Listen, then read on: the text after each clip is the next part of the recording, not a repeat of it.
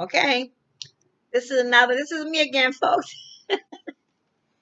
This was a day, this was a story that I wrote in my writing class. It was just, you just said write about something that happened to you. So anyway, or just a made up story, what have you. So I decided to write about this story. Write about this particular story. And it's a very bad day. Everybody have bad days. They have good days. This was a bad day for me. I had a bad day to total all bad days. I wonder what else could possibly happen. Lord have mercy. I started out with pain in my joints, like in my girlfriend Margaret said. Every day she started with them pains. She didn't have pain. She didn't think she was alive. The pains are hitting her every morning, but she worked through it. She refused to give up. So I got to be that way too. Now, some people say it's the weather, but all I know is I'm aching all over, and aspirins are not helping. You have to go to work no matter what. I mean, who's going to take care of? Who's going to take care of me? So forget the pain. You know what they say, mind over matter. You have to do what you have to do so you can do what you want to do later. Yep, tomorrow. I'm in the car and it won't start. I'm in my car and it won't start. I think now what? It's not if it's not the gas or the air, a flat tire, the oil. I'm in trouble because that is all of my knowledge about fixing a car. Come and find out I needed a boost. Now I'm all set to go. And I run into traffic like you wouldn't believe. Some idiot decided he wanted to commit suicide, and his action had caused the police to be busy and streets blocked off. Oh well, I can forget about being on time. I can only hope not to piss my boss off too much because I'm late. I know I'm late. There's nothing I can do about it. He depends on me too much. And I guess that is because I spoil him by doing so many things for him that makes his job look easy when I'm present. When I get to work and everybody gives me that eye, she's late again, she's late. I hear my boss say, he bellows, Betty, get in here. Oh, mind over matter is really working now. The pain is still there, but my mind can only think about what is going on right now. Boy, what is going to happen? Finally, the workday comes to a close, and I'm on my way home. Now that now that now that the pain has resurfaced, I'm going to try a leave. I hear that it's better than that, than the aspirin. It's more effective. It's starting to rain softly, and all I want to do is to go pick up some food, take a shower, and lie down. Tomorrow has to be a better day. It has to be. Can't be no worse than this one. Tell you. Okay. Okay. When I turned the key to my door and turned the light on, I found a man standing there. Oh my God. I dropped my purse and food and purse and I screamed out. I'm looking at this man and he's just looking at me unfazed at all. He was tall, dark, he had piercing eyes, just looking at me. He's not making an advance on me, just looking and staring at me. And he said, give me some money. Yeah. Oh boy, I screamed as only I could. I can't fight, kick, bite, scratch, but I can scream. Some people say my voice is so powerful that I could be in an opera without a mic because my voice is so strong. I guess I have to have some kind of defense. I have strong lungs. Oh boy, sometimes when I laugh, people say, "Well, that laugh is so loud. You should be down south." Well, it's acceptable. It's not acceptable in the north. When somebody say something funny to me, I just laugh. I like it's coming from my stomach all the way up. I just laugh. time, One time I saw a TV show, getting away from my story for a minute. I saw this TV show that had this Japanese guy. He had a big company, and he said he gathered all of his employees together, and he said, "I heard that laughter is good for your soul. It's good for your whole being. So I want everybody at the count of three to laugh from your stomach all about." And as he demonstrated, they did it. They did what he said. And then he gave them a play day where they would all get together, like a picnic, and they would all play, just play like little kids again, like forget all your problems for a minute. He figured that that was just a relief for everybody. I don't know whether it was or not. I don't know. I don't know. But that's what. So when he told people to laugh, I didn't feel so bad because some people told me I shouldn't laugh. I can't help it. It's something that's funny. I realize I don't need nobody to tell me to laugh like they do at a comedy club. It's something that's funny. I just laugh and I laugh and I'm gonna go.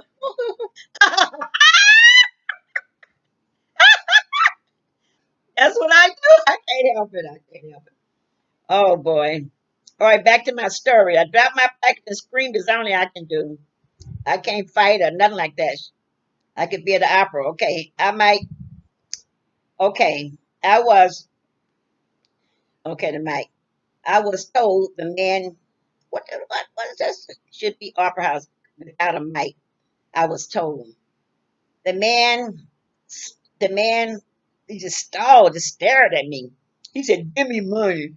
I just stood there frozen, which is what I do when I get to a position that I don't know what to do. I mean, when somebody frightens me, upset me, I get like traumatized, like I did at the time when I was a kid and I was down south and I was walking down the dirt road. This big snake rolled up around me and on my feet and my legs. I'm looking down and I couldn't even move. I couldn't even tell the snake to leave me alone. I couldn't even scream. I couldn't do anything. I just stood there.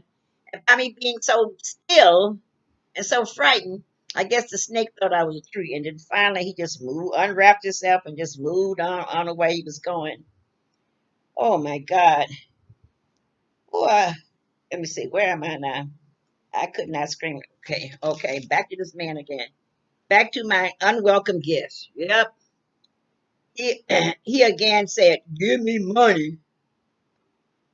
Give me money." And with each request, he was more menacing. Oh, man. I finally realized I was in a bad situation. Living alone and not believing in violence, I never had to fight or curse out anyone in my whole life. Some people can go for bad when they have a wingman, or if they have someone like a wingman to back them up, to make them feel strong. But all I could ever do was stay calm and talk to the man. Once I turned from being in a tree, turned from being like in a tree to the realization of my situation, I tried to talk to the man. First, I looked to see if he had a weapon, or maybe on drugs, or a mental case. I wondered if he was going to rob or rape me. God knows, I hope he's going to rape me because he smelled, he stunk, right? And he had bugs crawling all on him and everything. Like he just woke up from the garbage can. I said, "Oh my Lord, I hope he don't rape me." But I guess I was too old to rape. Or maybe he was homosexual. I don't know. I was wondering what he wanted with money. First, I looked for a means of retreating or escaping, no way out or around him. I looked for something that could be a weapon, could be used for a weapon after he didn't seem to have one.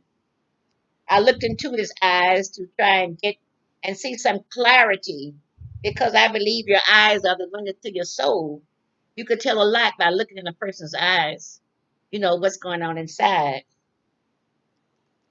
Yeah, that's why you keep your eyes on ballroom dancers, on your dance partners, because you do that. The man got his hand in your back, and then he got your eyes on your eyes, and you could see the direction that he wants you to go. But that's very important to look in a person's eyes. You could tell a lot. You could tell a lot. Then I wanted to see if he had any indication of robbing or raping me. After thinking about it, raping was out of the question. Who else in their right mind want to rape an old woman? Or if not the age, maybe he's homosexual. No, I ruled that out too. I ruled that out too. This was not about sex, thank God. This was about money only. So I started to talk to him, real calm, to see if he was violent or a mental case that maybe he didn't take his medicine. Since I live alone, I installed a hidden camera that was connected to the police. And I eased into position to give it to press it. and bide my time, press the button and bide my time to try and stay alive until the help could come to arrive. As he said, "Give me money," for the umpteenth thousand time, I finally said in a calm voice as possible, I don't keep money in the house. I don't keep money in the house. All I have is a few dollars in my purse." And I showed him my empty purse. I asked him if he was hungry. He just stared at me. He didn't say nothing. He just stared at me, but he didn't advance on me either. But he was like a lion getting ready to pounce and making me nervous. I was so nervous. He just staring at me. I'm trying to talk to him. I'm trying to be calm. I'm trying to be pleasant with him as much as I can because I'm in an awkward position. But he was like a lion getting ready to pounce, and I'm just waiting for the next action. I don't know what I'm going to do. So I said, "Lord, help me. Here I go again." He just looked at me. I asked him, how did he get into my house? And why did he pick me? He didn't ask. He didn't say nothing. He just looked at me. I asked him, why did he need money? Did he have a job? He didn't say nothing. Did he have a place to stay? He didn't have nothing. I was telling him about a lot of people get down or out and they get down their luck. And a lot of, as a last resort, go to a shelter for a while until they can find a job and a place of their own. I started to tell him about people who were down on their luck and had to seek aid.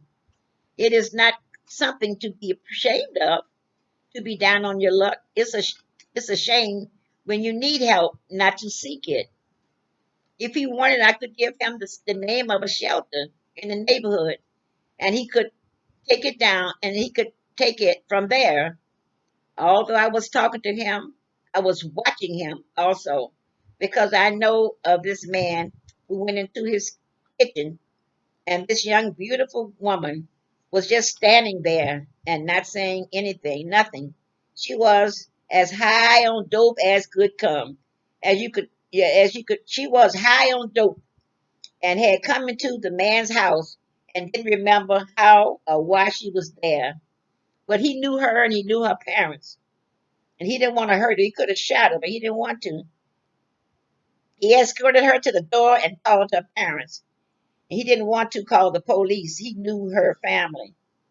As I was trying to establish some kind of, as I was trying to establish some kind of what was going on, the police came, banging on the door, bam, bam, bam, bam, and the man went out of my house just like he had came in, just like he came in.